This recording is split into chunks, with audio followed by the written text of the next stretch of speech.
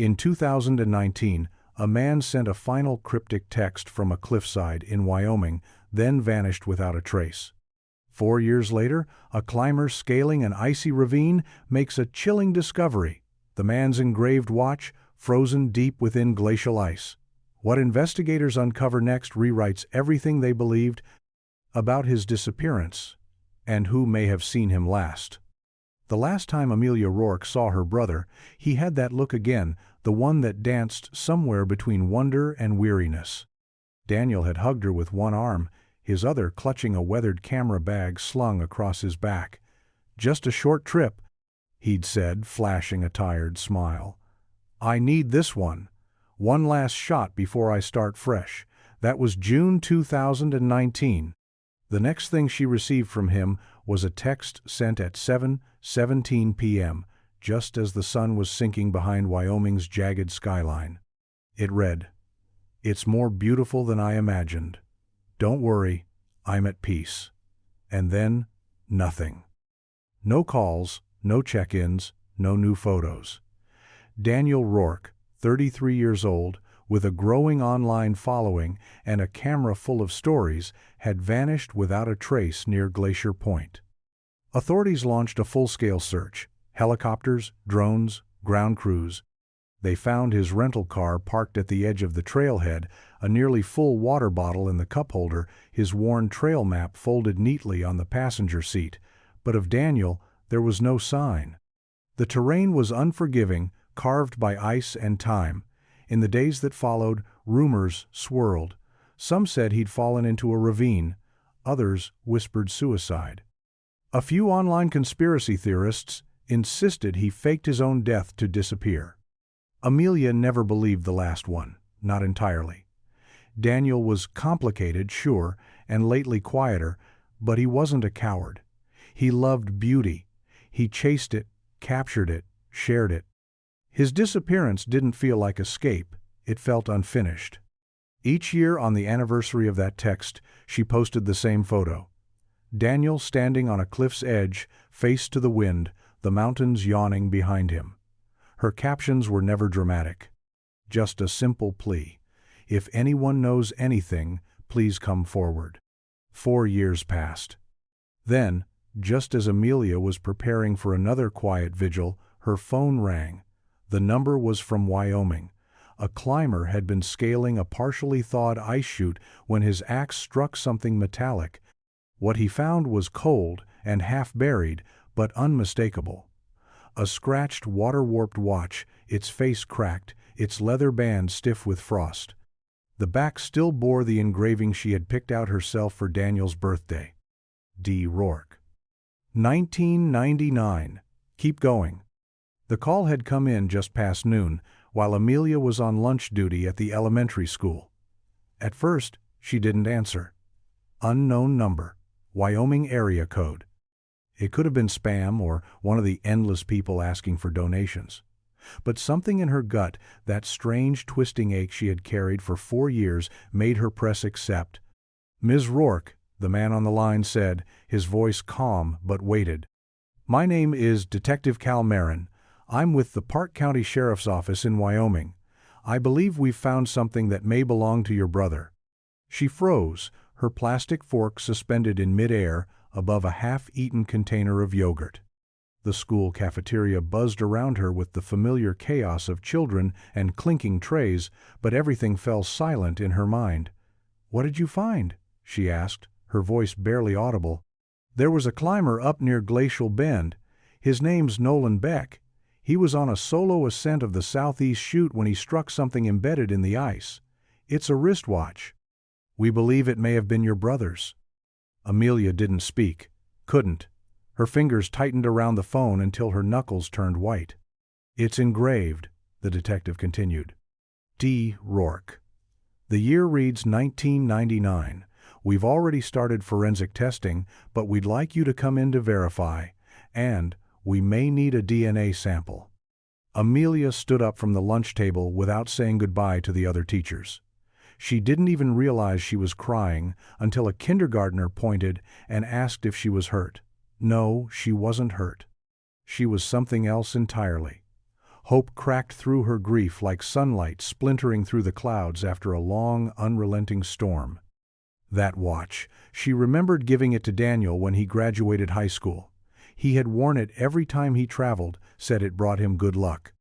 It had become his ritual, just like checking his film settings twice before every shoot or brewing coffee with cinnamon on the mornings they hiked together. Now it had surfaced from the ice. After 4 years of silence, the mountain was speaking, and Amelia was going to listen. Nolan Beck hadn't intended to climb that route. He had planned to take the western face like he always did, the one marked safer by decades of worn boot prints and ice screws from the climbing community. But something about the sun that morning, the angle of its rise slicing gold across the southeast chute, had pulled him toward it. He wasn't a man given to superstition, but he trusted his instincts. They had kept him alive more than once. The ice was thick and unpredictable, brittle in some places, and slick in others. As he neared a narrow ridge below a frozen waterfall, he paused to adjust his rope and kicked a foothold into the blue-white crust. Then, his axe struck something wrong, not the dull resistance of ice or the thunk of rock. This was a sharp, metallic clang. He stopped and looked down. A glint caught his eye beneath a thin layer of ice, just barely visible through frost and sediment. He chipped carefully at the surface, melting parts with his breath until he could free it. At first glance, it looked like a rusted scrap from old equipment. But then he turned it over in his gloved hands and saw the face of a watch. The glass was cracked, but the hands were still visible, frozen in place. Beneath the frost, he spotted letters. D. Rourke, 1999. Nolan didn't recognize the name at first. But once he descended and posted about the find on a private climbers forum, a user replied within hours. That's the guy who vanished from Glacier Point a few years back. Never found. The connection hit Nolan hard.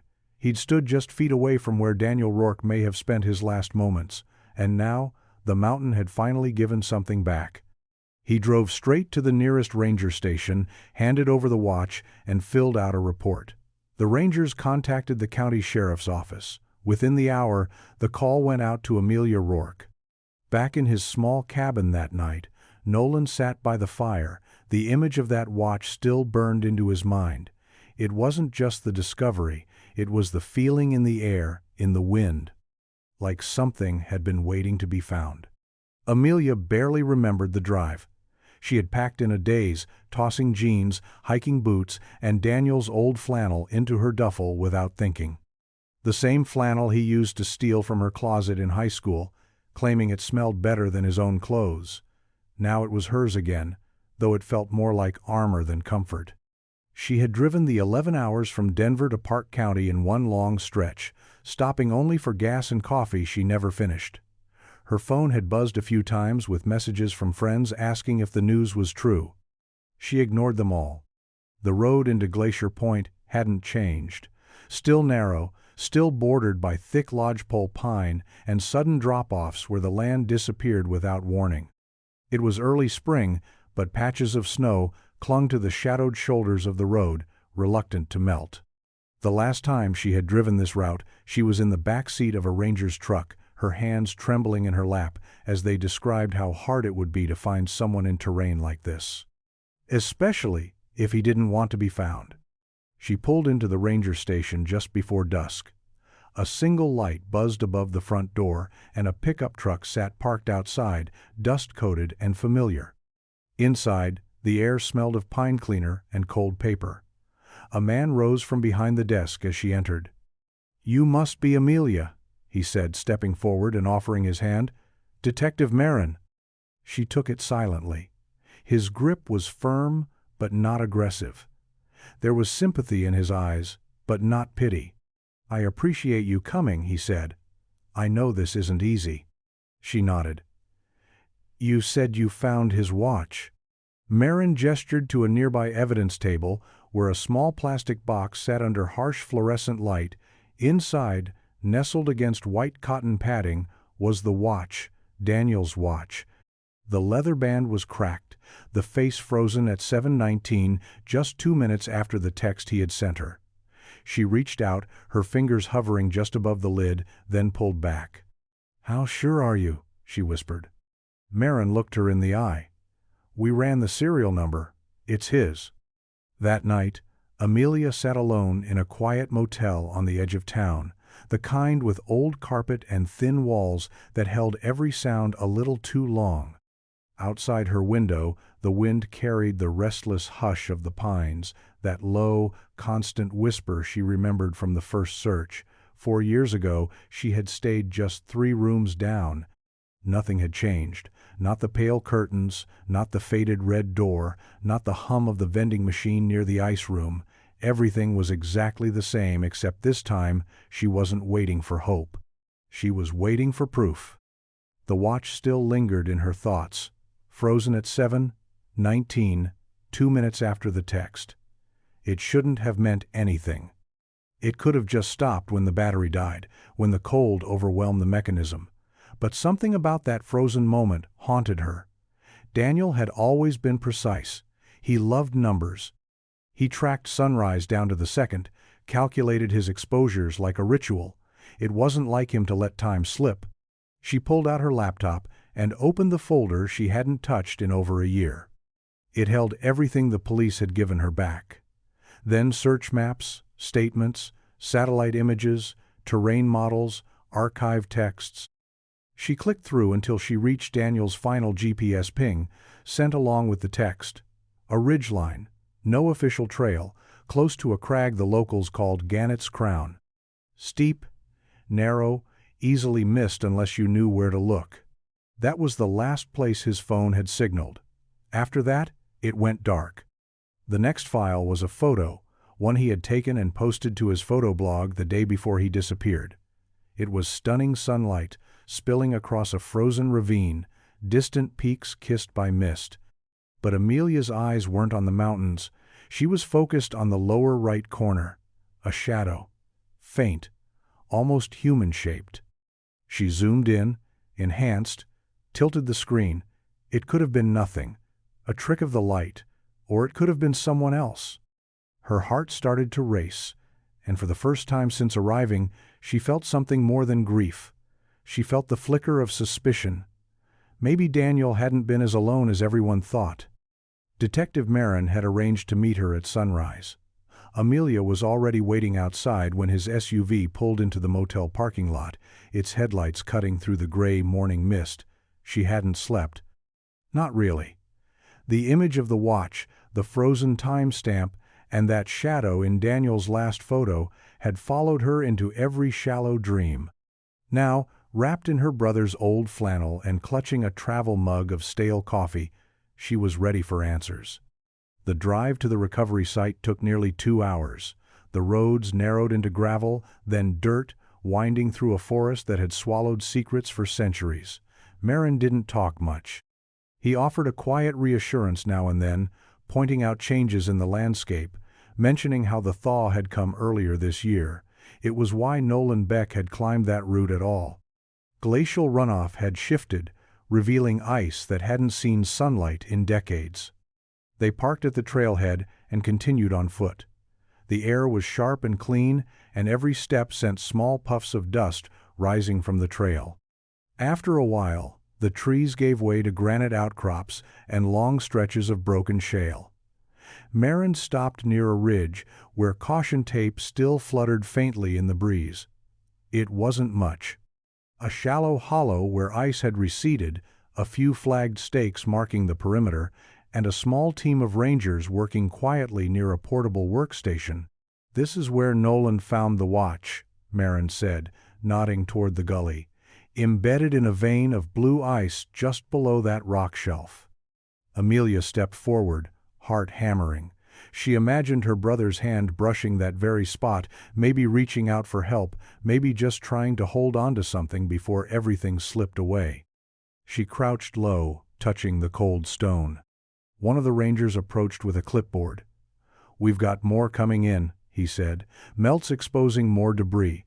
Bits of fabric, what looks like part of a pack strap." Marin turned to Amelia. "We think he might have taken shelter nearby. There's a crevasse not far from here. We're sending in a team to check it once the area stabilizes." Amelia didn't speak. She just stared into the hollow of the ice, a terrible truth beginning to settle. Daniel had been here. He hadn't vanished. He had waited. The crevasse was narrow, like the earth had split just wide enough to swallow a man whole and then changed its mind. Meltwater trickled along its rim, leaving thin veins of moisture that glistened in the morning light. A forensic technician knelt at the edge, peering down into the shaded blue where ice still clung to the rock walls in glassy sheets. Amelia stood just behind him, hugging herself tightly, the cold no longer the only thing making her shiver. "We lowered a drone in first," the technician said quietly, as though the mountain might be listening. "Just a short-range camera to get a visual." He tapped a small screen on the ground beside him. The live feed showed the interior of the crevasse, dim and claustrophobic. At first, it was just rock and ice, but then the drone's light caught on something unnatural, a bundle, fabric, torn and stiff with frost. A red patch was just visible nylon, faded but familiar. "That's his jacket," Amelia whispered. She didn't remember speaking. Marin crouched beside the feed, his expression tightening. "We'll get a retrieval team down as soon as it's safe. We don't want to risk disturbing the integrity of the site until we've got full stabilization." There was a long silence before anyone moved again. Amelia turned away from the monitor and looked out over the ridgeline. In the distance, the peaks stood indifferent, their jagged spines etched into a sky too blue for a day like this.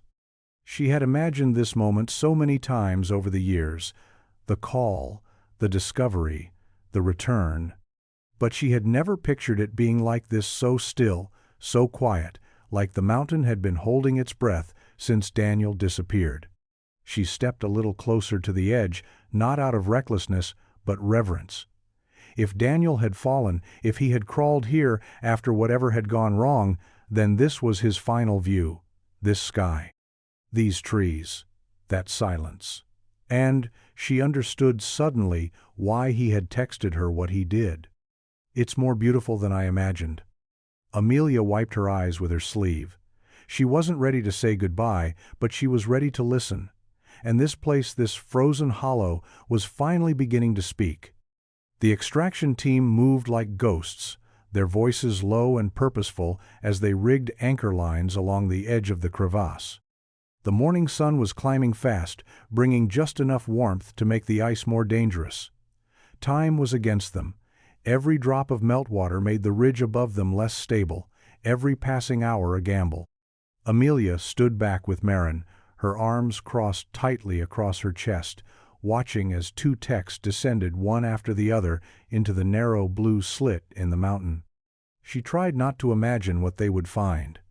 She had already seen the footage, the way the camera light had flickered across the red of Daniel's jacket and the faint glint of something metallic pressed into the ice near his side, the pack, maybe, or his camera. 20 minutes passed, slow and dense, like she was moving through water. Then the radio on Marin's shoulder crackled to life. "We've got him. The body is intact, wrapped partially in the jacket. There's a pack too, sealed still on his back." Marin glanced at Amelia. She nodded once, her throat too tight to speak. The team moved carefully, working in synchronized motions. When they finally brought Daniel's remains to the surface, everything went quiet. The wind even seemed to pause, as if nature itself recognized the weight of this return. He was bundled in layers of clothes. Amelia recognized his favorite Navy thermal, the bright red shell she'd teased him about because it made him look like a traffic cone. His face was partially obscured, but what showed beneath the frost and time was unmistakably her brother. Amelia stepped forward and knelt beside him, not touching, just looking.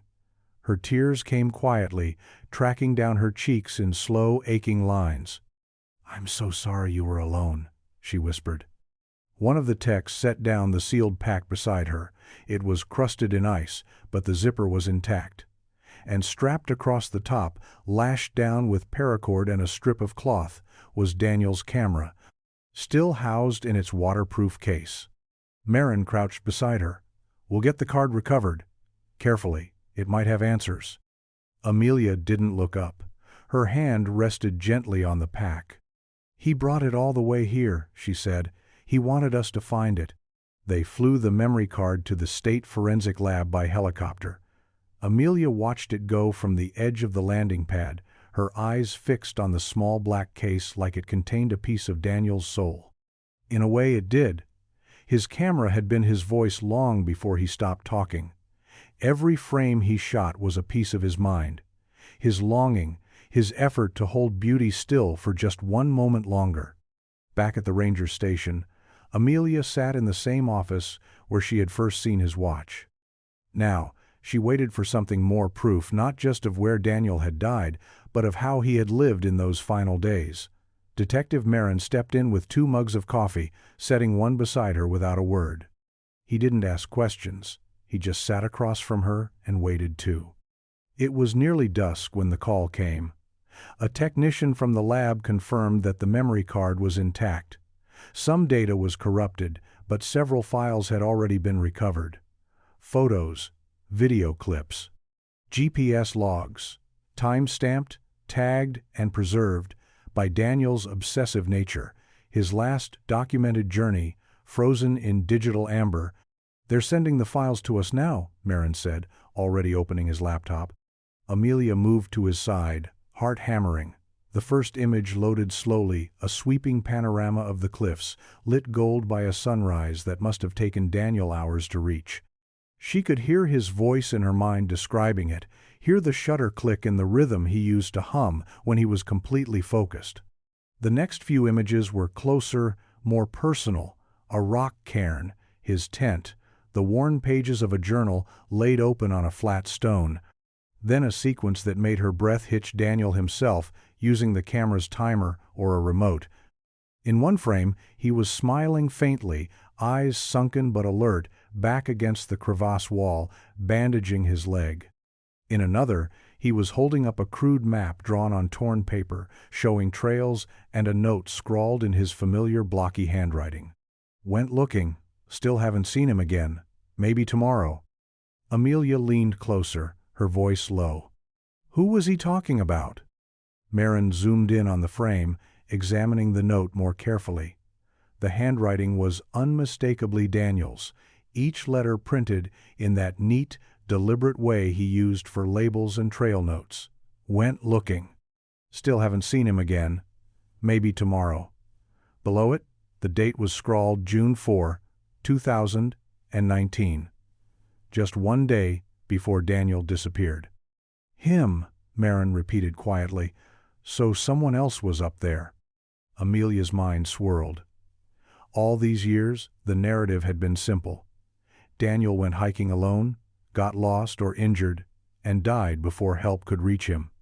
But now, that certainty unraveled with a single word. He hadn't been alone. Someone else had been on that mountain. Someone Daniel saw, and maybe even spoke to. Marin clicked through the next few files. A video loaded, unsteady and grainy, the lens catching a wide shot of the cliff edge from a small tripod. The wind was loud, rushing through the mic, but then Daniel's voice came in faintly. "If anyone finds this, I was last at Gannett's Crown. I'm injured, low on supplies. I saw someone yesterday along the ridge. I called out, but he didn't respond. I think he saw me." The image jostled. Daniel turned the camera to face himself. He looked tired, his eyes ringed with the kind of exhaustion that came from days of cold and pain, but his voice remained calm. "I'm not giving up," he said, "but if I don't make it, tell Amelia I tried." The screen went dark.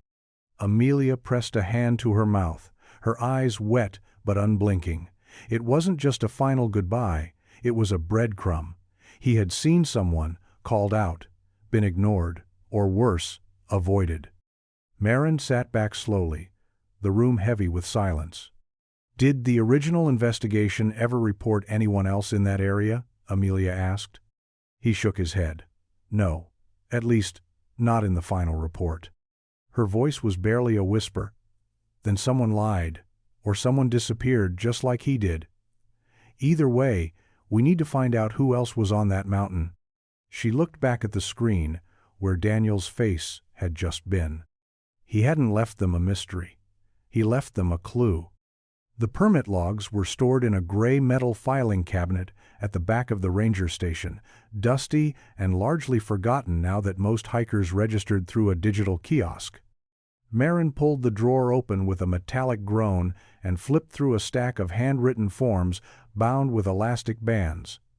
June 2019. Glacier Point Sector. The entries were sparse, as expected. That region wasn't exactly popular. Too remote, too difficult. Which was exactly why Daniel had gone. Amelia hovered nearby, her arms crossed tightly, eyes scanning every page Marin laid flat. Most of the names she didn't recognize: solo backpackers, climbing pairs, 2 photography students from Montana. Then Marin paused. "Here," he said. "This one." He slid the form across the table to Amelia. The handwriting was uneven, almost rushed, but the details were clear. June 1 to June 6. Permit zone overlapping Glacier Point and Gannett's Crown. Issued to Kurt Daly, solo hiker. Emergency contact listed as a cousin in Portland. No vehicle make or plate recorded, which was unusual. Amelia frowned. "Did anyone ever follow up with him?" "I don't think so," Marin replied. "He signed out when his hike ended, said he saw nothing unusual." "But Daniel saw someone," she said softly, "and whoever it was, they didn't help him." Marin nodded slowly. "Daly's our only candidate. We'll need to track him down." He made a call to the Portland number listed, then pulled up public records while Amelia stared at the permit form. 4 years ago, this man had stood somewhere on that same mountain. Maybe within shouting distance. Maybe he'd looked right at Daniel and walked away. The idea chilled her. "He's still in Oregon," Marin confirmed after a moment. "Looks like he runs a gear repair shop in Salem. I can make some calls, get the local PD to visit." "No," Amelia said. "I want to go." Marin studied her face. There was no tremble in her voice now, no hint of uncertainty.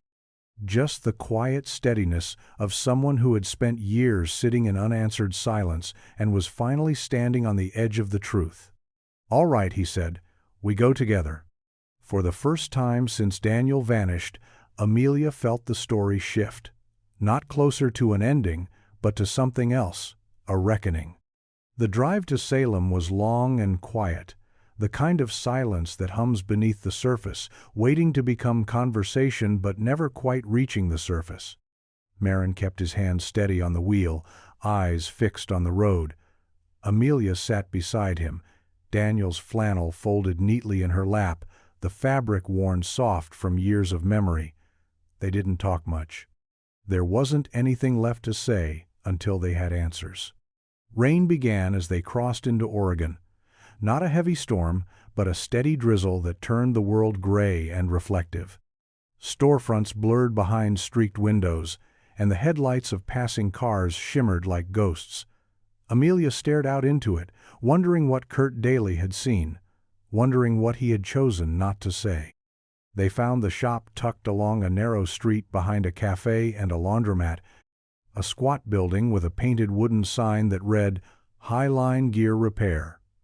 A few battered packs hung in the front window beside a cluttered workbench. The place looked like it hadn't changed in decades. Marin parked across the street.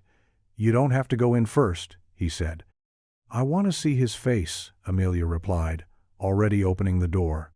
They stepped into the shop with the dull jingle of a bell overhead. The interior smelled like old canvas and machine oil. A man in his mid-50s looked up from behind the counter, his fingers stained with grease, eyes pale and unreadable. "Help you folks?" he asked. Marin showed his badge slowly. "Kurt Daly?" The man didn't flinch. "Yeah, that's me. We're here about a backcountry permit you filed in 2019, Glacier Point, June 1st through 6th. A pause, barely a breath, then he nodded. "I remember. That was a rough one," Weather turned. Marin's voice was careful. "You said in your exit interview you didn't see anyone. But we have reason to believe you may have crossed paths with Daniel Rourke." Something shifted in Daly's face. not shock, not guilt. A kind of quiet tightening, like a man bracing for an old wound to reopen. Amelia stepped forward. Her voice was steady, cold. "My brother died out there. Did you see him?" Daly swallowed hard. His eyes didn't leave hers. "I did," he said quietly. "I saw him, and I left him there." The words hung in the air like frost. "I saw him, and I left him there." Amelia stared at the man standing behind the counter, waiting for something else to follow, an excuse, a reason, anything that might soften what he had just confessed. But Daly didn't look away. He just leaned against the edge of the workbench, his hands trembling slightly, as if the truth had cost him something he wasn't sure he could afford. "You saw my brother injured," she said, her voice low, "and you walked away." Daly exhaled through his nose, slow and shaky. "I didn't know who he was.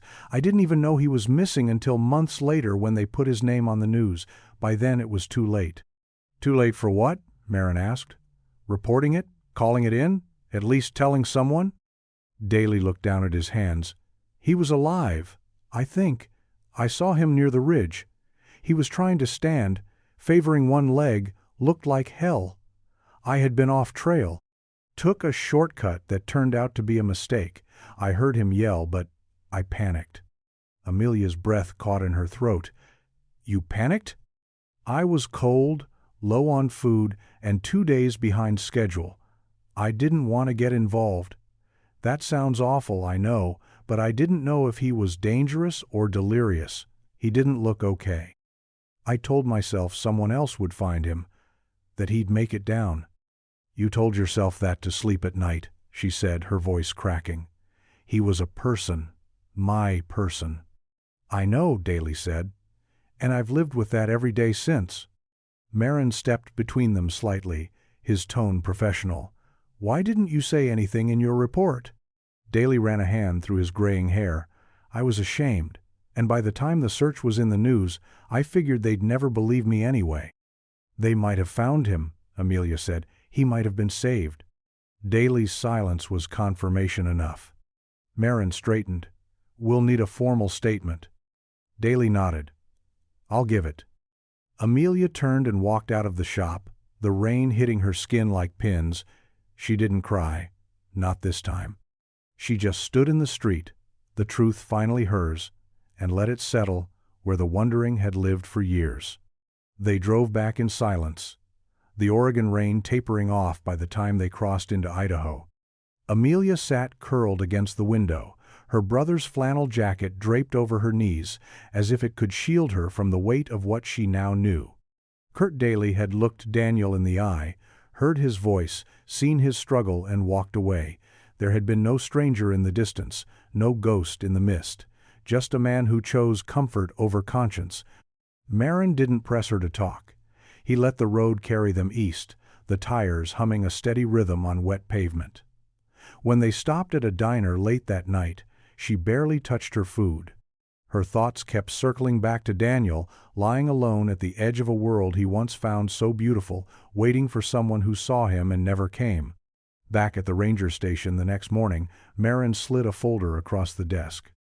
Inside were photographs, freshly printed and carefully labeled Daniel's final campsite, the crevasse, the watch, the note scribbled on torn paper.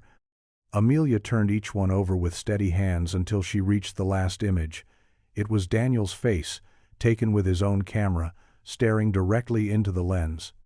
His lips were chapped, eyes dark with exhaustion, but there was something else there too.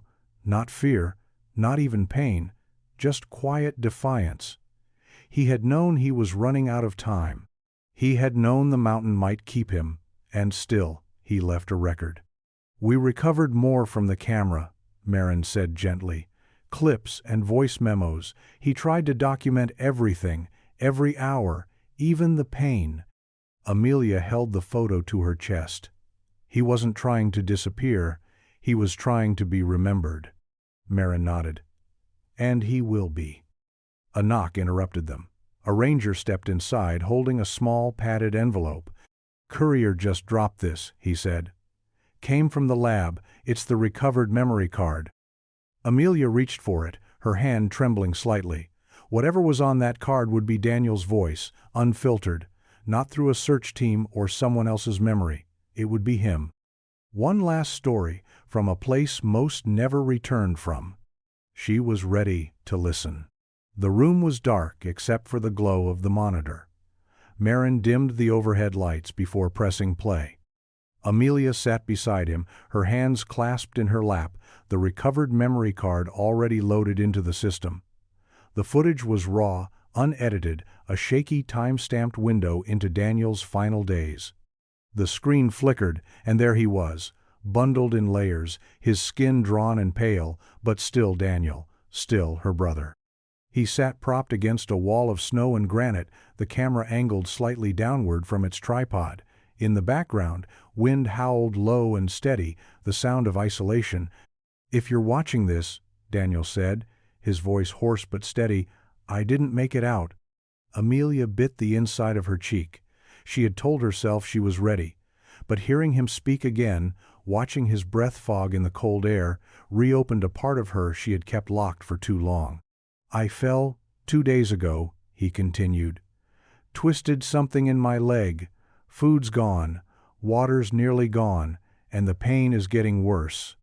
He shifted, wincing. Snowflakes danced through the frame. "I keep thinking about how easy it is to get lost, how quickly a few wrong steps can become your whole story, but I don't want that to be mine." There was a long pause. Then, softly, "I saw someone yesterday, called out. He looked at me. I know he did, but he kept walking." Amelia felt a knot tighten in her stomach.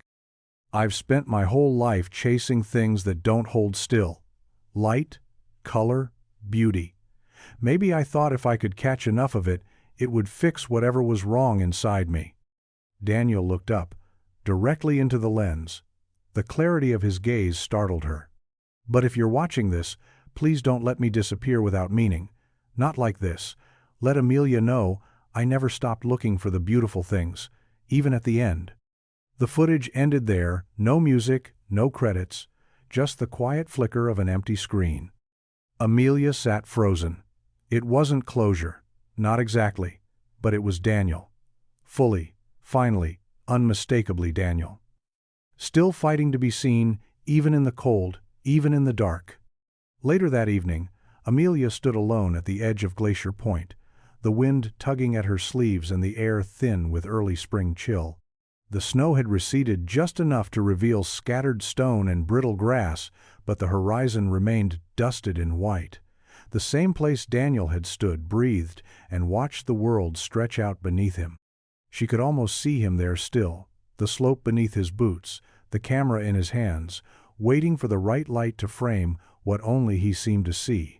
She knelt and set the small memorial stone in place. Marin had helped her find it, a smooth piece of granite etched with Daniel's name and the date he was last seen. She didn't need anything elaborate. The stone wasn't for the world, it was for her, and for Daniel in whatever part of the sky he now occupied. The recovered footage had been reviewed and archived. The coroner's report was finalized. Daniel's cause of death was listed as hypothermia and exposure. No trauma, no violence. Just time and cold, and the silence of a man left waiting too long. Kurt Daly's statement had been submitted to the authorities. Whether charges would follow was still being decided. Though Amelia had stopped caring about justice in a courtroom, there were things the law could never reach. She pulled Daniel's flannel jacket tighter around her, breathing in the faintest trace of him, still left in the fabric. Somewhere behind her, Marin waited near the ranger vehicle, giving her space. She had told him she wanted a few minutes alone, not for closure, not entirely, but to mark this place as sacred, not as the site of loss, but as the last place Daniel tried. She took a small notebook from her coat pocket and opened it to a clean page. In Daniel's camera, buried beneath the lens cap, she had found a torn slip of paper tucked like a secret. It held 3 words, scribbled in pencil, almost missed in the shuffle of recovery. The words had etched themselves into her. "Keep going. Always."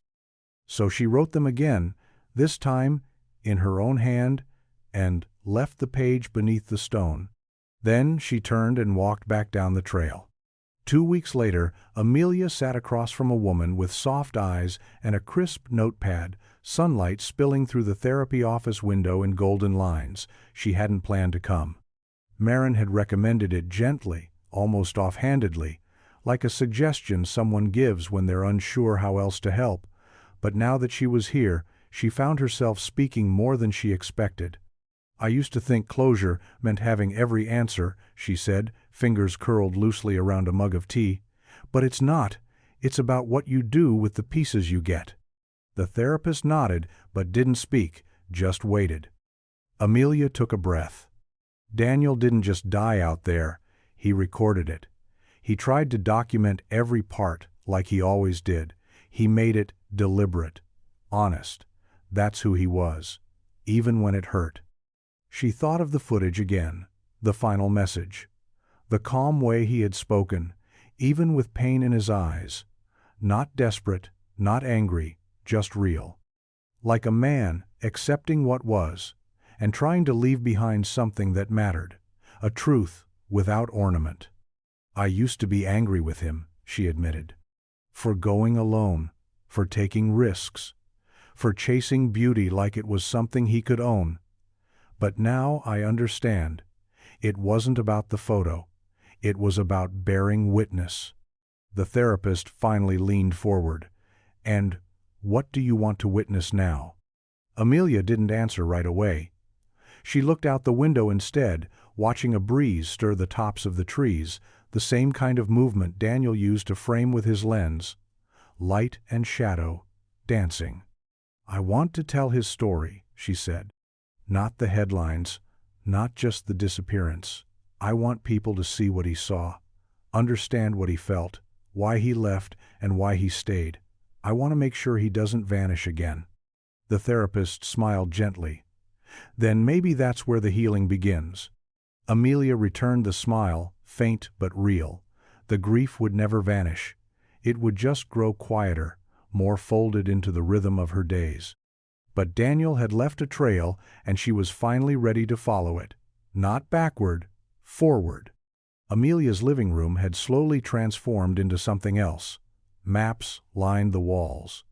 Notebooks were stacked on the coffee table, their pages filled with observations, timelines, and Daniel's own words transcribed from video. Across one corner of the room, pinned like a mural, were printed photographs recovered from his camera. Some were familiar: the vast, icy sprawl of Glacier Point, the jagged silhouette of Gannett's Crown, but others were new. A feather caught in frozen grass, a crack in the ice shaped like a bird's wing. The shadow of his own figure stretched long across white snow. She studied them often, tracing the way he saw the world. His vision hadn't dulled with hunger or pain. If anything, it had grown more precise. His final photos were quieter than his earlier work, more intentional. Each frame felt like a goodbye, but not one soaked in despair, more like an artist leaving brushstrokes behind so others could find him again. She had spoken to a small publishing house earlier that week. A friend of Daniel's from college, now an editor, offered to help her gather his work into a book. Not just the final images, but his older pieces, his journal entries, and yes, the footage. The raw, imperfect, human side of him.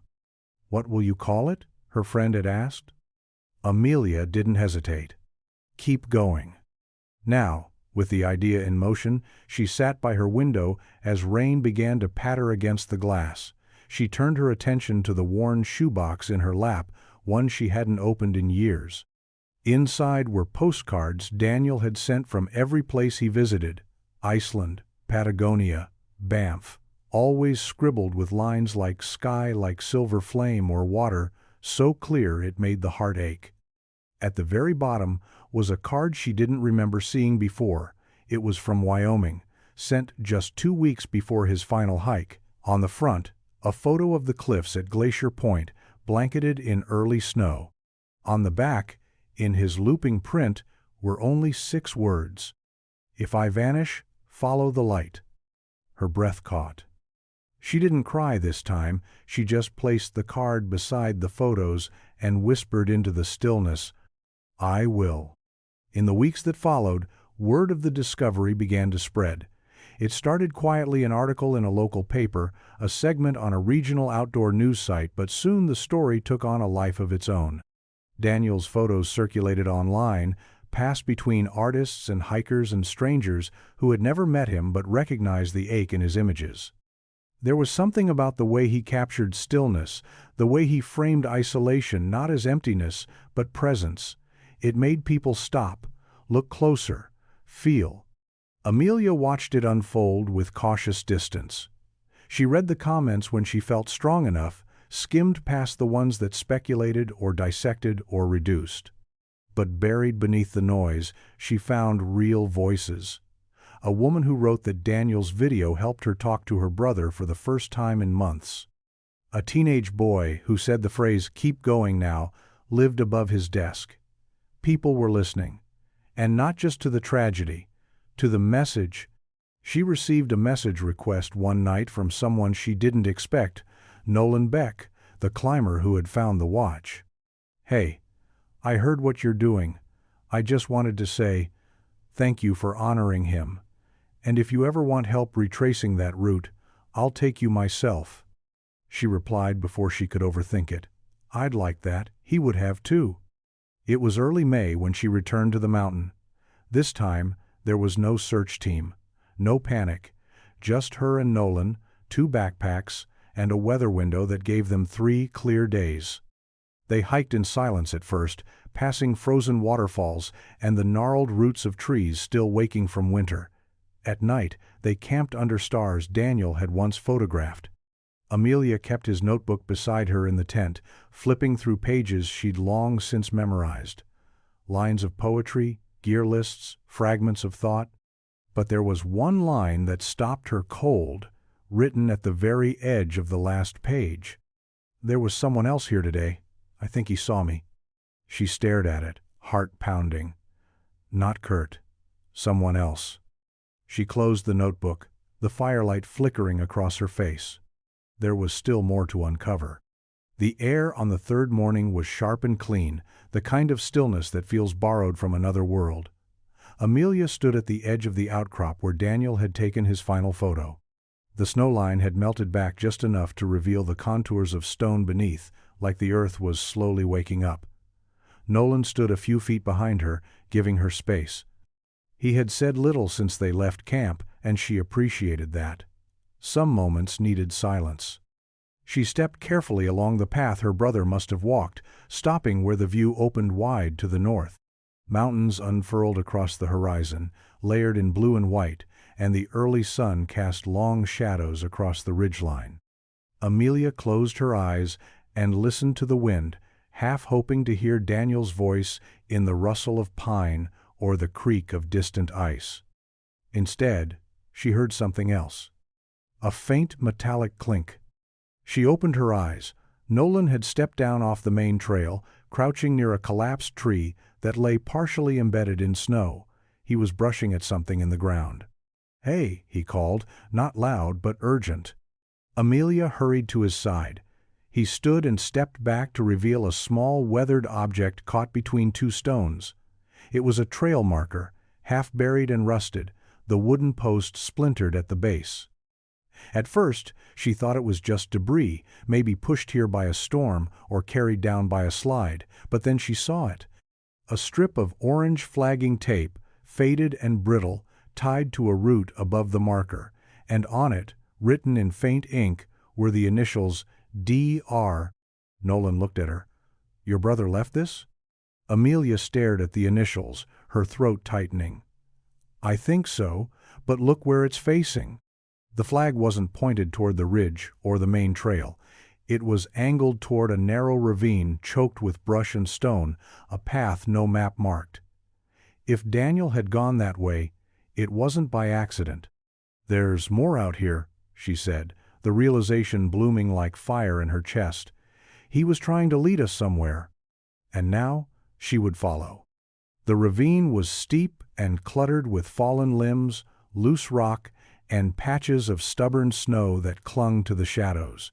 It wasn't a trail, not even a deer path. It felt more like the earth had torn a seam and never bothered to mend it. Amelia moved carefully, following Nolan's lead as he tested each step before committing his weight. The air here was colder, more still, like even the wind hesitated to enter. About 100 feet in, they found the second marker. This one was clearer, another strip of tape, this time red, tied to a bent sapling. A flat stone rested beneath it, and etched into the surface with what looked like the tip of a knife were 2 letters, R. Bray. "Amelia Rourke," Nolan said quietly. She crouched beside the stone, fingertips grazing the weather-worn carving. "He made a trail." "He must have known he wasn't getting out," Nolan replied. "So he left a message instead." They pressed deeper into the ravine. It narrowed, the brush tightening around them like brambles guarding a secret. Another half-hour passed before they found it. Tucked between 2 boulders, barely visible under a tangle of dead branches, was a small metal case, square, weathered, locked with a rusted clasp. Amelia's breath caught as she knelt beside it. She reached out, ran her hand across the surface, and felt the faint outline of something carved into the top. "Keep going." The same words she had found in his journal, the same ones he had left at the bottom of that cliff. Her hands trembled as she worked the latch, brittle from exposure. With a pop and a groan of rusted hinges, it opened. Inside were photographs, dozens of them, each one sealed in plastic sleeves. They were unlike his other work, not landscapes or light studies, but faces. People, hikers, rangers, campers. Some taken from a distance, some close. On the back of each was a handwritten note, dates, names, descriptions. A few had circles around them. One name appeared more than once. Kurt Daly. Nolan leaned over her shoulder, stunned. He was tracking him. Amelia felt the weight settle in her chest. Daniel hadn't just been lost, he had been watching. And he had seen something worth dying to record. Amelia laid the photographs out across the smooth rock like pages in a story only Daniel had started to tell. The air around her was hushed, as if even the trees were waiting. Each photo felt deliberate. A woman at a trailhead, adjusting her pack. A teenage boy, with a cast on his arm, looking toward the tree line. A ranger speaking to a group of campers near a fire circle, all candid, none staged. And over again, one face reappeared, Kurt Daly, always near the background, never centered, like a shadow that kept returning. She turned one photo over. The back read, "Saw him again, same jacket, different hat. Keeps to the edge of campgrounds. Watching?" Nolan knelt beside her, eyes scanning the layout. "This isn't just coincidence," he murmured. "Your brother was documenting something." "He must have seen Kurt up there before," Amelia said. "Maybe more than once. Maybe he noticed something none of us ever did." She held up one photo of Daly seated on a fallen log, his gaze fixed on a group of kids playing near a campsite. There was no smile on his face, no friendliness, just cold observation.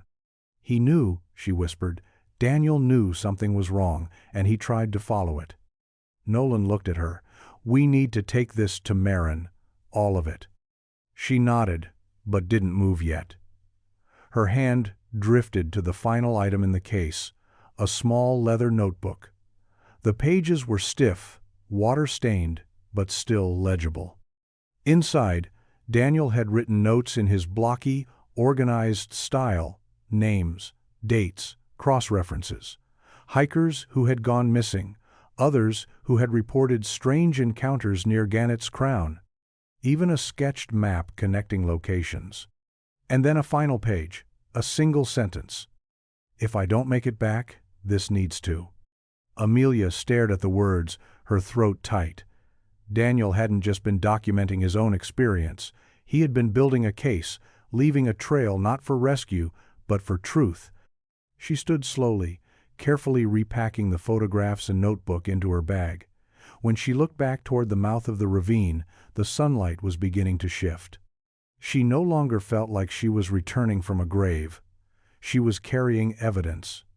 And someone was going to answer for what they had done. Detective Marin stood motionless as Amelia spread the photographs across the conference room table.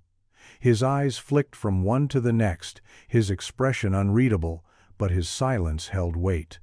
Beside him, another officer from the Regional Investigations Unit leaned in to examine the notes Daniel had scrawled in the small leather journal. "You're telling me this was buried near his final campsite?" the officer asked. "Hidden in a ravine," Nolan confirmed. "Tape trail markers led straight to it. He meant for someone to find it." Marin finally spoke. "And you're sure these dates line up?" Amelia nodded. "I cross-checked a few already. Some of the names Daniel listed match hikers who went missing between 2016 and 2019. Most were written off as accidents or weather-related, but now I'm not so sure." Marin's fingers tapped lightly on the edge of the table. "Daly's name appears in the permit logs around those same times." "Too many to be coincidence," Amelia said.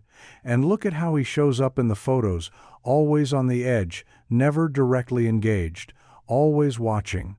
The second officer leaned back, jaw tightening. "This is more than a coincidence. This looks like a pattern." They spent the next hour scanning and cataloging every page, every photo, feeding the files into a database that could start mapping movements, times, and faces. The mood in the room shifted from skepticism to something closer to alarm. Finally, Marin looked at Amelia. "You did good," he said quietly. "Your brother did good." Amelia didn't answer right away. Her eyes stayed fixed on the final photograph. It showed Daly standing alone at the edge of a cliff, the same cliff where Daniel had sent his final text. His back was to the camera, the light catching the side of his face, just enough to make his features clear.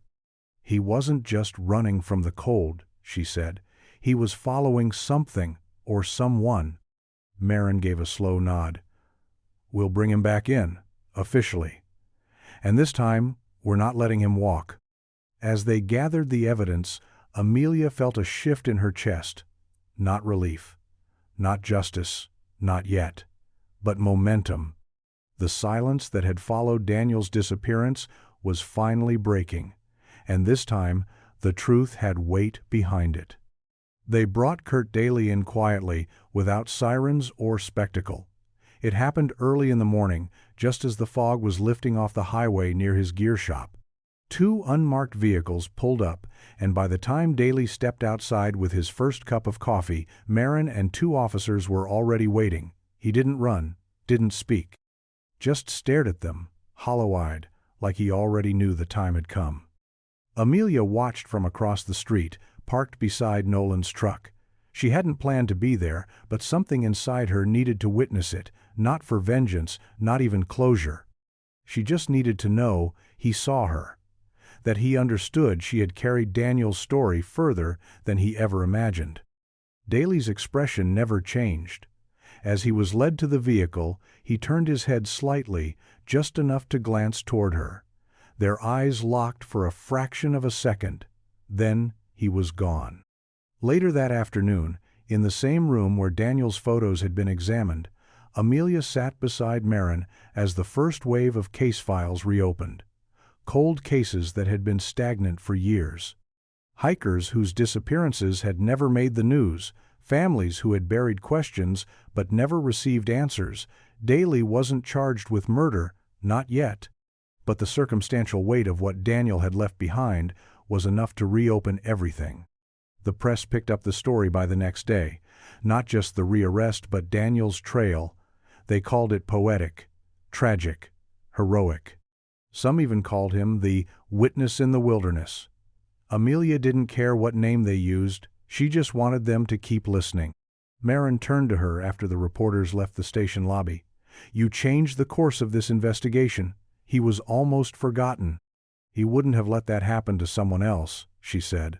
"So I couldn't let it happen to him." The sky outside had darkened, a summer storm gathering on the horizon, but Amelia didn't feel dread. She felt clarity, like the story was no longer slipping through her hands. Daniel's truth had been buried under snow and silence. But now, it was out in the open, and it was being heard. The book was released in early autumn, a quiet launch, no signings, no tour, just a cover that bore one of Daniel's final photographs, the outline of Glacier Point, caught in the orange breath of sunrise. The title was simple, Keep Going. Inside were his images, his notes, the fragments of voice memos and journal entries he had left behind. But there was more, too. A foreword from Amelia. A chapter by Marin detailing the investigation. Testimonies from hikers who came forward after seeing the photos, realizing they had once crossed paths with Kurt Daly. Together, it formed something greater than a memorial. It was a reckoning, a record. Amelia visited the bookstore on the day it arrived. She didn't tell anyone. Just slipped inside and found the single copy resting on a small end cap under the regional nonfiction sign. She stood there for a moment, her fingers resting on the spine, before opening to a page near the middle. There was a photo of Daniel, seated on a boulder with the wind in his hair, laughing. The caption beneath it read, "Not lost, just in motion." That night, she returned to the overlook at Glacier Point. The wind had picked up and the air carried the crispness of a season changing. She wore Daniel's flannel again, now patched at the elbow, and carried a flashlight in one hand and the book in the other. She walked to the edge where he had once stood, where he had sent his final text to her. "Love you. Tell them I went smiling." She whispered the words aloud, just once, as if he were still listening. The forest below was silent, but not empty. Nothing about this place felt cold anymore. It felt marked, remembered. She opened the book and tore out a single page. One of his photos. The one he had titled, "Light Breaking." Then she folded it gently and tucked it into a crevice of the rock. Not to leave him behind, but to leave something of him here, where his journey had last touched the world. As she turned to go, Amelia felt the weight in her chest shift again, lighter. Not gone, but bearable. He hadn't vanished. He had led the way,